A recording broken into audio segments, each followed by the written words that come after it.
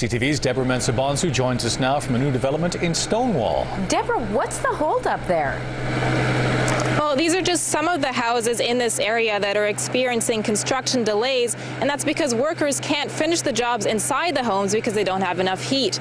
Now, homeowners and developers say that they've been waiting for Manitoba Hydro for weeks to connect the electricity, but unfortunately, that's a concern now as it gets colder. Well, the family who owns this hobby farm is just devastated by the loss of these animals. They're also concerned because these animals were just immunized, and they say that the medicine could still be in their system when they were killed. TransUnion says the average consumer's debt load is more than $26,000. That's for things like credit cards, credit lines, and car loans. Researchers say it's about bringing the digital and physical world together. Students can manipulate the virtual image on the screen and then through 3D printing, see it come to life. Deborah, there's big news today. I hear a Canadian icon is getting a major makeover. She has gotten a major makeover, and I feel like she's aged about 5 to 7 years as well. Anne of Green Gables. Oh, Anne. Let me show you what she now looks like, according to Amazon anyways. Oh, wow. Wait through those heels, and that is exactly not what we want. No. So let's recap. To be a true Bombers fan, you need to know your history, know your players, present and past, and of course, dress the part. Well, everything you see behind me could now be considered Métis land. Today, the Supreme Court of Canada ruled 6-2 in favor of the Manitoba Métis Federation. It's a day more than 140 years in the making. And this country, as its history was put on trial and justice has prevailed. The Manitoba Métis Federation claiming victory after the Supreme Court of Canada ruled in its favor against the government of the 1800s, saying it failed in its obligation under the Manitoba Act. This will forever be known as the new beginning. Our time has come.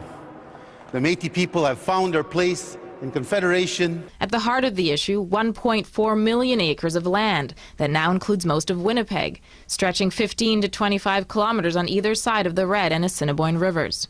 The Manitoba Métis Federation says that back in 1870, that land was promised to 7,000 Métis children, a deal that was made to settle the Red River Rebellion and ultimately collapsed. In the 1970s, the MMF and then President John Morrisseau initiated a legal battle that has drawn on for more than 30 years. On this day, he's emotional. What it actually says, if you're talking about, monetary gains or land gains, I can't answer that question at this point because I think it's a little bit too soon. This constitutional law professor says that declaration of wrongdoing sets the table for negotiations, even if the effects of the decision won't be felt immediately. It could be years down the road before Métis people actually see compensation coming out of this claim. In the meantime, Morrisseau says on Saturday he and other Métis from all over Manitoba will gather here at the Louis Riel gravesite to say thank you to the man who fought for their land, linguistic and cultural rights more than a century ago. Come to pray, come to cry, and come to celebrate. Savannah and Callie want to go to school, but there's something stopping them. I thought they would get forgotten, right? But it didn't. It just kept going and going. The 12 and 13-year-old sisters have been home from their Elmwood area school for more than a month, terrified of the bullies often waiting for them outside their classrooms. It felt like I didn't have a place to be safe, and that I was in danger all the time and I had to watch out for myself. Savannah says the bullying started because she said no to smoking marijuana. Now it's gotten so out of hand that the sisters can't even leave their house without their parents watching. It's kind of like jail, I guess, because we can't go outside to bring our dog for a walk. We can't play in our front yard because they drive by our house yelling. What began in school has infiltrated the lives of the entire family. I've never seen anything like it. I've never seen anything like it. The bullies yell obscenities at his house, threaten his daughters, intimidate his wife. They spit at her. They shook their fists at her. They said they were going to kick her ass, with my newborn in the truck. And that was it for me. And I thought, if I can't handle myself as an adult, if I can't handle 15 minutes with these bullies, how can I make these girls go to school every day? With the girls home from school, their mother hasn't been able to go back to work, putting a huge financial and emotional strain on the family. I'm working around the clock. I don't spend any time with my kids. I don't know what's going on half the time. I can't help her at home with Ben, our newborn, and I'm constantly worried. I'm bellowing, girls, kick this The stress of the situation has left all of them asking why something wasn't done at school to stop the bullying before it escalated. I don't think it's very fair that they get an education. Meanwhile, they started this whole thing, and we have to stay home and not get an education. The school division says it can't comment on specific cases, but says it does take bullying very seriously, and there are safety initiatives in place. The parents say they've contacted police, and they've tried to enroll the girls in different schools nearby, but that's not allowed because those schools are in a different division. Those in education say bullying is not just a school problem, but a social one. And with limited staff, educators are doing what they can to deal with a complex issue. It's not a case of nothing being done. It's not enough being done from your perspective as a parent, or it's not the things that you feel were the right steps to be done. Assumptions that their intent is bad. Mediators agree schools can't solve this alone. They encourage open communication, but say that won't go far if one side isn't willing to acknowledge a problem. When I went to school, it was if I got it at school, I got it at home. There was no question. Whereas now, if a child receives some punishment at school, the parents defend the child rather than support the school. Savannah and her sisters say if nothing else, they hope sharing their story will get their bullies and others to listen.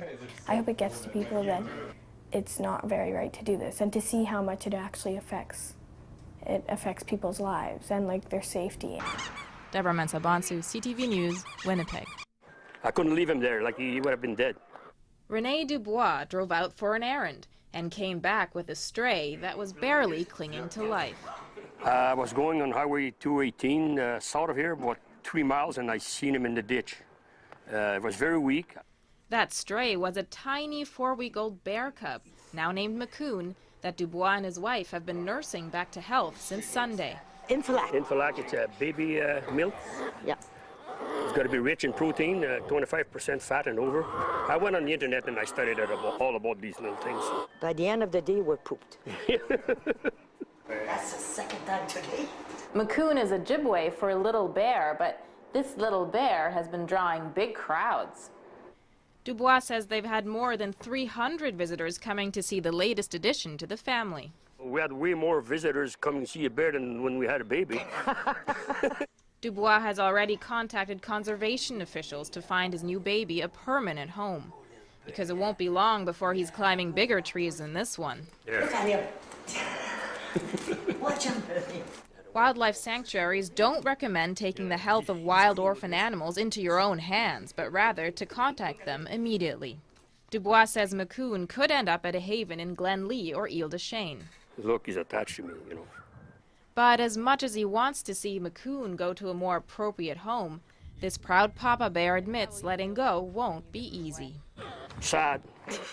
Sad to see him go, but he's going to a better place, I guess, where they can take care of him. And Macoon can grow up to be the wild animal he was born to be. Deborah Mensah-Bonsu, CTV News, St. Malo.